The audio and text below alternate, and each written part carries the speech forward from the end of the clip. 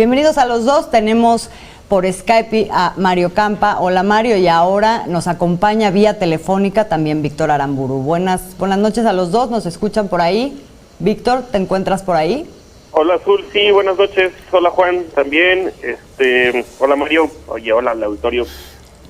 Bueno, pues, a ver, platíquenos. Hoy se habló particularmente del tema de la crisis económica como un tema global, digamos que se está enfrentando a nivel global, pero también en lo particular de cómo se ha enfrentado en México y de cara a lo que viene, a lo que sería el plan de recuperación económica también en el futuro, que no dista mucho, por lo que estamos viendo, de lo que se ha hecho a este momento. Cuéntenos ustedes cómo han visto en términos generales el plan, pero también los claroscuros que han existido en los últimos días, más allá del propio discurso presidencial que hemos estado viendo a nivel de indicadores. Mira, te podría comenzar diciendo, bueno, básicamente la cifra que ya dio el INEGI respecto al impacto de la pandemia sobre el Producto Interno Bruto para el primer semestre, que fue de una caída de menos 10.5%.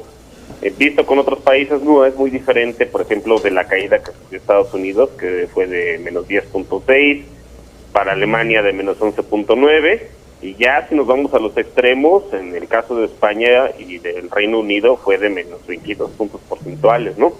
Entonces, en ese sentido, parece ser que en América el impacto no fue tan fuerte. Han tenido algo que ver también las políticas, bueno, en ese sentido, digo, parece ser que en el continente no fue tan fuerte, al menos en términos económicos, y seguramente sí también las políticas que se han puesto en marcha han tenido cierto efecto, ¿no? En contener quizá que no se incremente sustancialmente la pobreza. Ahora, respecto al plan que se pudiera poner en marcha, bueno, pues ya hay algunos indicios ahí de recuperación. Veíamos las exportaciones, por ejemplo, cómo han aumentado. Han aumentado. Digo, también estos superávit hay que tomar en cuenta pues que estamos en una situación muy anómala, pero también hay que considerar, bueno, que desde, de hecho, de inicios de 2019 tenemos una tendencia superavitaria en ese sentido. Entonces, ya la teníamos. Pero que no se ha roto por la pandemia, digamos. Sí, o sea, básicamente, o sea, no es... Este superávit, si bien es extraordinario, lo de los 5,000 millones de pesos en junio y julio, ya venía una tendencia, siendo que anteriormente teníamos un déficit, ¿no?, en la balanza comercial. Entonces, ya hay síntomas de recuperación en varias actividades, también en términos de las exportaciones, pero bueno, todavía falta, ¿no? Todavía falta. Mario, nos hablaba Víctor sobre cómo ha pegado en el continente americano. Específicamente Brasil, me parece que Brasil no le está pasando nada bien y está enfrentando una crisis que seguramente será peor, pero en México, a diferencia de lo que sucede con ellos, hay una recaudación de impuestos que es en verdad sorprendente, resiliente, le has llamado tú. Sí, así es. Justo esta última semana en Brasil se estuvo discutiendo que la deuda pública va en aumento a un ritmo bastante veloz, está ya en 86% del PIB, tiene un déficit primario creciente, básicamente eso dice que están gastando más de lo que están ingresando, y bueno, ya hay nerviosismo sobre el techo fiscal, ¿no? Ellos eligieron una ruta en la que elevaron el gasto drásticamente y en México se optó por un poco más de prudencia. En Brasil ya se empieza a hablar de que el siguiente año va a tener que haber un recorte muy fuerte del gasto público o la espiral de deuda pues se puede salir de las manos, ¿no? Entonces la vía de México fue apostar incluso por transferencias dentro de los hogares más pobres y por la inversión pública, que la buena noticia es que aumentó aproximadamente 13-14% en términos reales en los primeros 7 meses del año. Ese número no lo habíamos visto desde el 2014. ¿Qué significa este número, Mario? Significa que básicamente los hospitales, el Tren Maya, el aeropuerto, eso es inversión física que en anteriores años no habíamos visto con tal empuje. Esto por supuesto es importante porque implica una generación de empleos y también un efecto multiplicador, ¿no?, que forma parte de la estrategia para reactivar la economía, ¿no? Otro de los temas, uno de los temas que aquí ha generado, digamos, la capacidad de tener recursos también es el tema de la recaudación fiscal a través del cobro de grandes empresas que no habían pagado, pero que ya están pagando. Y eso ha permitido hasta este momento seguir sosteniendo, bueno, y se ha anunciado que así va a seguir esta política de no endeudamiento. ¿Cómo ven el mantenimiento de esta política en el futuro mediano y el largo? Yo la veo excelente. Digo, en ese sentido, el haber eliminado las condonaciones fiscales, pues ha dado recursos extra.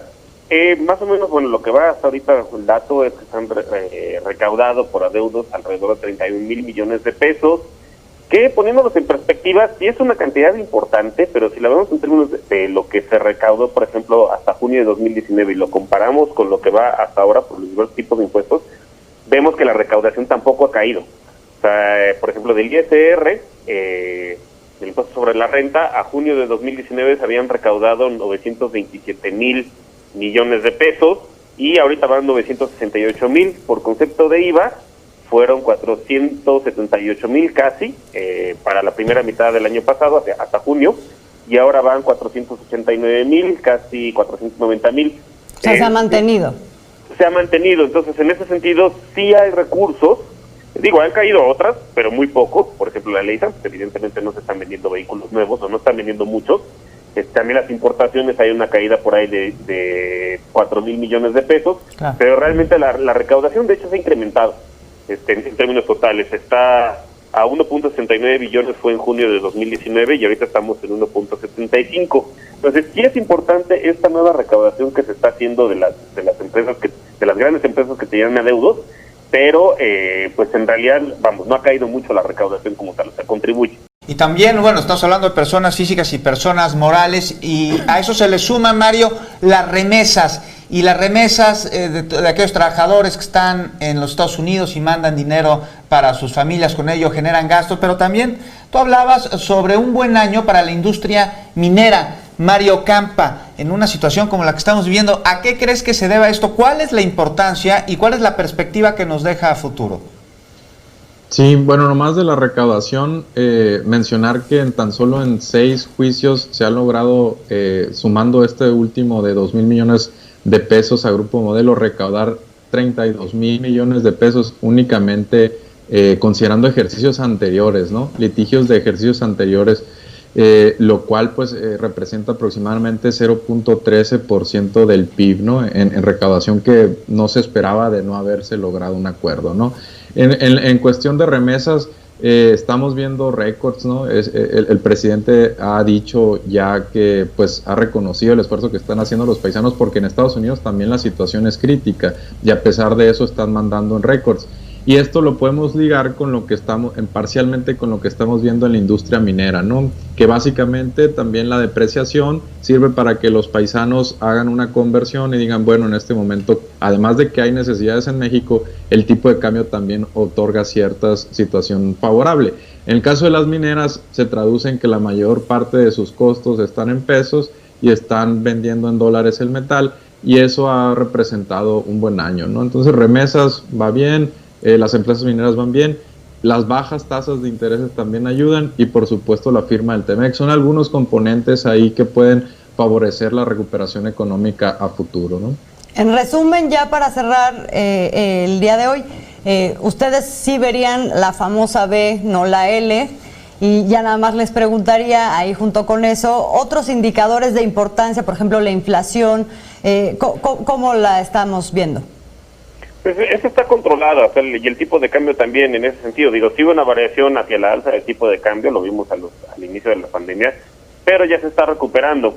Entonces, en realidad, en términos de, hay estabilidad macroeconómica en varios de los indicadores, pues principalmente inflación y tipo de cambio. Entonces, por ese lado no hay que preocuparse. Platicábamos la semana antepasada sobre morosidad, pues realmente también no hay como tal una crisis financiera, ¿no? Como las que hubo anteriormente en años. Y algo que me gustaría todavía agregarle un poquito más es que habría que ir considerando que en otros países, como por ejemplo en el Reino Unido, se están empezando a considerar reformas fiscales, ¿no? Particularmente al capital o a la tenencia de ciertas propiedades. Entonces habría que ir considerando ahí que quizás si llegara a hacer falta en algún momento de más recursos, bueno, pues hay espacios y incluso otros países lo están considerando, ¿no?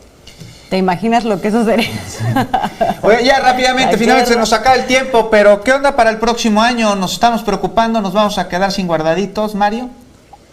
Yo creo que se refería Arturo Herrera a los guardaditos de ciertos componentes del presupuesto, ¿no? Ajá. Pero definitivamente el siguiente año en términos de la recuperación pues será mejor que este, ¿no? Habrá más actividad económica y eso por supuesto impacta favorablemente la recaudación.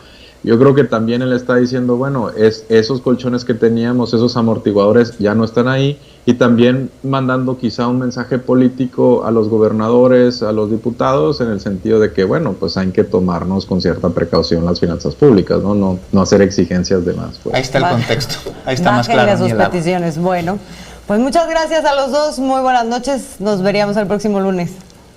Buenas noches. Gracias.